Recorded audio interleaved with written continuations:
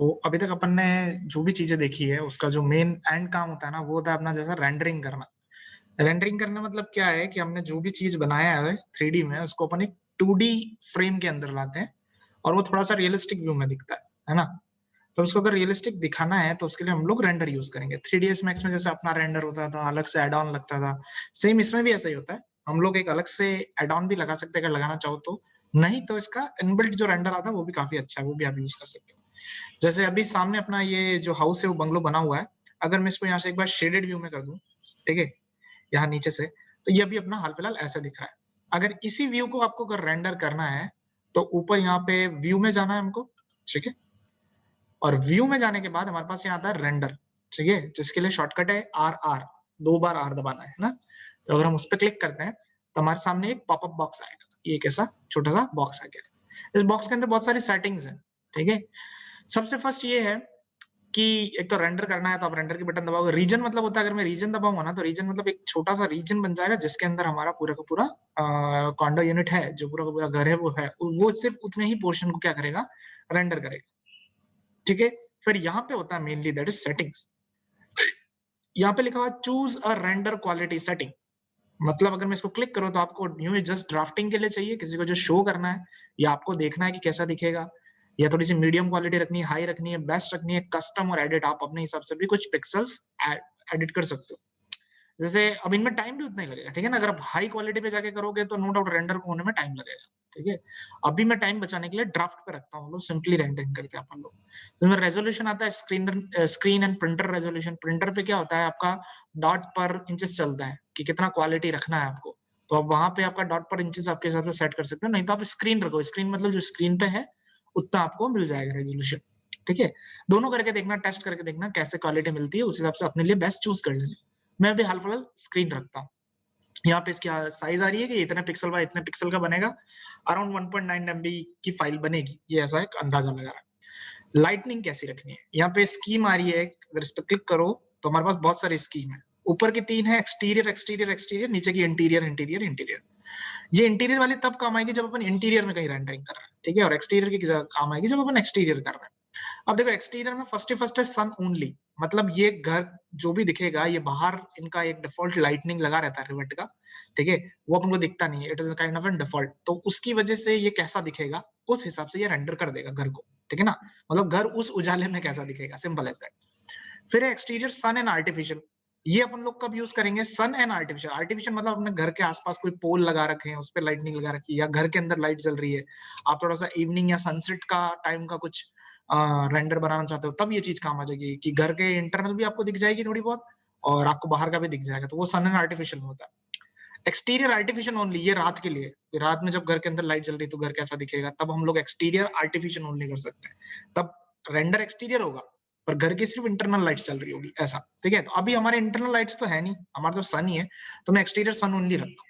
और ये इंटीरियर वाला भी मैं एक बार करके बता दूंगा तुमको। एक्सटीरियर सन ओनली रखता हूँ, बाकी सन की कुछ सेटिंग वेटिंग करनी नहीं है। सन की सेटिंग मतलब अगर आप इस पे 3 डॉट्स पे क्लिक करोगे तो ये बोल रहा है चूज अ सन लोकेशन, इस पे क्लिक कर देना तो हम सन का एजिमुथ और एल्टीट्यूड फिक्स कर सकते हैं, मतलब बता सकते हैं कि सन कहाँ पे है, मतलब लाइक कौन सी दिशा से किधर जा रहा है, ऑल दैट, वो सारी चीजें आप रख सकते हैं, ठीक है। अभी मैं इन सेशन लाइटनिंग जो है बाय डिफॉल्ट वही रख रहा हूँ, ठीक है। यहाँ पे एक बैकग्राउंड आता है कि आपको कैसी स्टाइल चाहिए, इस पे क्लिक करोगे तो नो क्लाउड्स, स्काई के अंदर आपको कोई भी क्लाउड्स नहीं चाहिए, स्काई में वेरी फ्यू क्लाउड्स चाहिए, sky few clouds, cloudy, very cloudy, colour चाहिए, कोई इमेज चाहिए, ट्रांसपेरेंट रखना है, जो भी रखना है आप रख सकते हैं, ठीक है ना। तो मैं हाल फिलहाल लेट से थोड़ा सा क्लाउडी कर लेता हूँ, ठीक है। यहाँ पे एडजस्ट एक्सपोजर आता है, अगर आप इस पे क्लिक करोगे तो आप इनकी एक्सपोजर वैल्यूज रख सकते हो। अगर आप लोगों ने फोटो एडिटिंग करी है तो आप उसमें जानते होंगे कि हाईलाइट करना, थोड़ा सा लाइट से ज्यादा देना होता है, शेडो करना मतलब थोड़ा सा अंधेरा कर लेना होता है। तो इधर से इधर लाइटर है, इधर डार्कर है, अगर आप बार को इधर घुमाओगे तो थोड़ा सा डार्क बनेगा ये इमेज। पर मेरे कहने का मतलब है यहाँ पे इस चीज को छेड़ने की जरूरत नहीं है, बाद में अगर आप फोटोशॉप वगैरह एडिटिंग करते हो तो उसमें जाके करना, यहाँ कुछ छेड़ने की जरूरत नहीं, ठीक है ना। ये सारी सेटिंग्स हो गई, अब आप उनको सिंपली रेंडर पे हिट कर रहे हैं, ऊपर जो रेंडर है ना उसको रेंडर करना है, थोड़ा सा ये टाइम ले सकता है, ठीक है। वैसे ड्राफ्ट है, फटाफट हो जाएगा, ठीक है। चलो मैंने हिट रेंडर पे क्लिक कर दिया एंड वेट करते हैं। मेरा पीसी अभी जस्ट ऑन हुआ है, तो हो सकता है कि इसको ऑन होने के बाद थोड़ा गर्म होने में टाइम लगता है, ठीक है। तो देखो अभी चालू हो गया 15% और हो गया कंप्लीट। ठीक है, तो आपको सामने रेंडरिंग दिख रही होगी कुछ इस तरीके से, पर देखो क्वालिटी इतनी ज्यादा अच्छी नहीं आई और ऑब्वियसली नहीं आएगी क्योंकि मैंने ड्राफ्ट के अंदर किया है ना। अगर आप इसको सेव करना चाहते हो तो ये रेंडर का बॉक्स खुला हुआ ही है इधर। ठीक है, इसमें लास्ट में आ रहा है एक्सपोर्ट और save to project. Save to project करोगे तो क्या होगा, ये इमेज यहाँ पे 3D व्यूज के अंदर सेव हो जाएगी। ठीक है, हम एक्सपोर्ट कर देते हैं इसको क्योंकि हमको जेपीजी फाइल चाहिए, इसकी इमेज फाइल चाहिए। एक्सपोर्ट करके पूछ रहा कहाँ ले जाना, मैं डेस्कटॉप पे ले जाता हूँ। ठीक है, इसका नाम 3D रखता हूँ और सेव कर देता हूँ। ठीक है, तो मैं एक बार तुमको फोटो शेयर कर लेता हूँ। तो ये रही हमारी इमेज फाइल। ठीक है ना, तो अगर मैं इसको जूम करने जाऊं तो ठीक ठाक ही क्वालिटी है। ठीक है, क्यों नहीं है, क्योंकि हमने ड्राफ्ट लिया था। अब जितना ज्यादा लोगे तो उतना ज्यादा टाइम लगेगा। ठीक है, तो आप जिस भी व्यू को आपने पीछे खोल रखा है, ठीक है ना, बाय डिफॉल्ट आपने जिस भी व्यू को पीछे खोल रखा है ये उसी को रेंडर करेगा। ठीक है, तो कहने का मतलब ये है कि आप ऐसे किसी भी व्यू को रेंडर कर सकते हो। कहने का मतलब अगर मैं लेवल लेट्स से 2 में जाता हूँ, ठीक है, लेवल 2 पे मैंने डबल बार क्लिक किया है। आज मेरा थोड़ा सा कंप्यूटर स्लो चल रहा है। ठीक है, और मैं यहाँ एंटर करता हूँ। ठीक है, अब लेट्स से मुझे इस व्यू को रेंडर करना है तो आप यहाँ पे जाके व्यू में रेंडर पे चले जाओ। ठीक है, और नहीं, अब जैसे यहाँ पे तो रेंडर क्या होगा, आपको सब ऊपर से दिखेगा। तो लेट्स से हम एक कैमरा व्यू को रेंडर करते हैं। कैमरा व्यू के मतलब आप क्विक एक्सेस टूल बार में जाना। आप लोगों को क्विक एक्सेस टूल बार यहाँ ऊपर आ रहा होगा। ठीक है, मैंने यहाँ मेरा नीचे रख रखा है। तो इसमें जो डिफॉल्ट होम 3D इसके आगे एक छोटा सा एरो है, अगर आप उस पर क्लिक करोगे, ठीक है, तो यहाँ पे आता है कैमरा। ये मैंने पहले भी बताया, तो इस कैमरा पे अपन क्लिक करते हैं। अब मैं चाहता हूँ, मैं स्टेयर्स का सेक्शन देखना चाहता हूँ। ठीक है, तो मैं यहाँ क्लिक करूंगा। ठीक है, और ऐसे कैमरे को क्लिक करके आगे की तरफ ड्रैग करूंगा।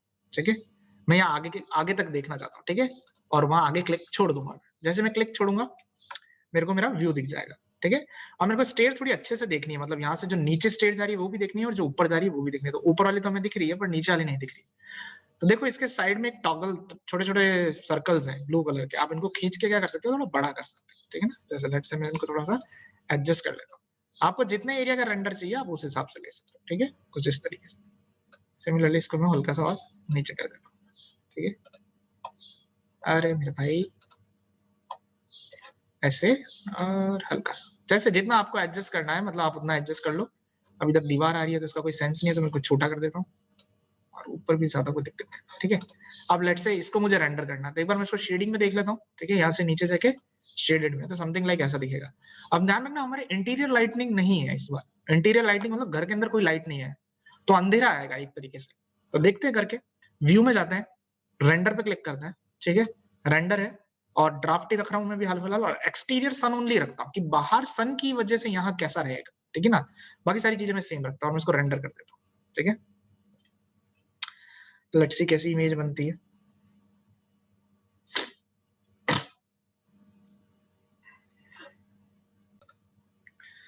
रेंडरिंग चालू हो गई है। 21 रेंडरिंग हो गई, देखो हो गई, पर पूरा का पूरा अंधेरा आ रहा है नो डाउट, क्योंकि सिर्फ बाहर ही देखो आपको लाइटिंग दिख रही है, उसकी जो लाइट अंदर पहुंच रही है बस वही है। ठीक है, तो उसके लिए हम लोग क्या कर सकते हैं, यहाँ पे एक आता है इंटीरियर सन ओनली। इंटीरियर में ही अपन सिर्फ लाइट देखेंगे और वो पूरी की पूरी सन की वजह से होगी, मतलब बाहर की सारी लाइट को ये क्या करेगा, डिस्ट्रैक्ट कर देगा। जो अंदर की लाइट है आ रही है रिफ्लेक्ट होकर सिर्फ उसी को प्रायोरिटी देगा। तो लेट्स से मैं इंटीरियर सन ओनली कर देता हूँ। ठीक है, आपको इंटीरियर सन ओनली मत करना, आपको तो अंदर लाइट्स लगानी पड़ेगी अपने हिसाब से। ठीक है, मैं इसको रेंडर कर देता हूँ। ठीक है, अब देखते हैं क्या होता है। ठीक है, तो अब देखो ये रेंडरिंग कर रहा है थोड़ी,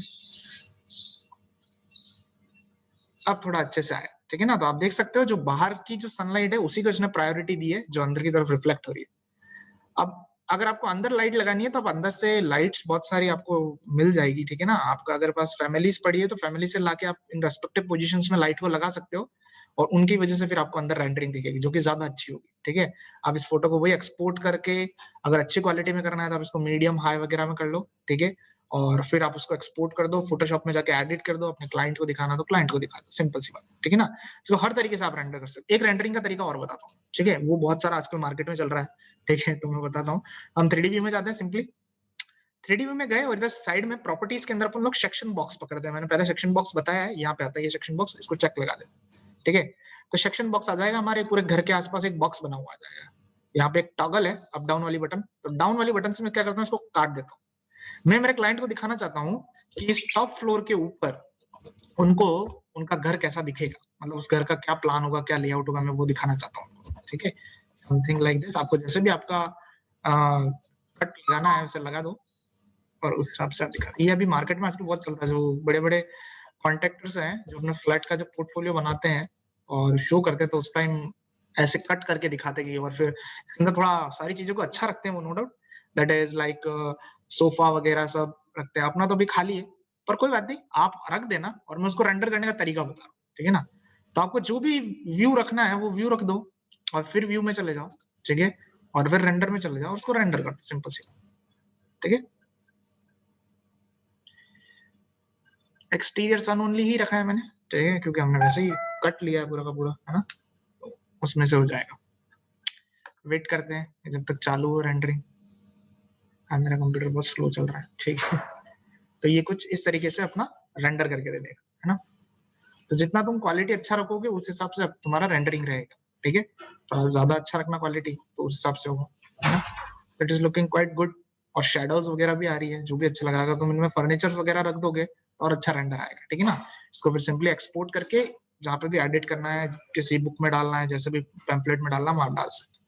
स्पेसिफिकली किसी एक एरिया का करना चाहते हो तो उस एरिया को भी कर सकते हो, ठीक है ना। उस पर जूम करके उसको कर लेना पूरा, ठीक है। चल